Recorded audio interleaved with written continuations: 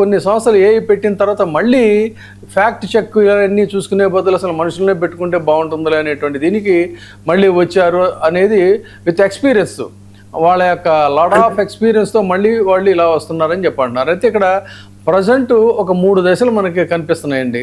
ఒకటి లే ఆఫ్స్, ఒకటి 2 ఏఐ వస్తుంది అనేటువంటి పేరుతో ఇందా మీరు చెప్పినట్టు ఆ వంకతో ఉద్యోగులను తొలగించడం.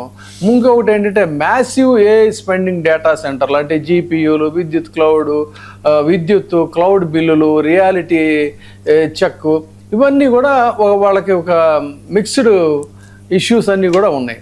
సో ఈ పరిస్థితుల్లో ఇప్పుడు ప్రపంచంలో చాలా కంపెనీలు ఏం చేస్తున్నాయంటే ఈ 3rd ఫేజ్లోకి మనం వెళ్లాల్సిందే. అంటే ఏఐ ఉద్యోగాలను పూర్తిగా తినేస్తుంది అనేది కరెక్ట్ కాదు, పూర్తిగా ఉద్యోగస్తుల మీద డిపెండ్ అవ్వడం కాదు.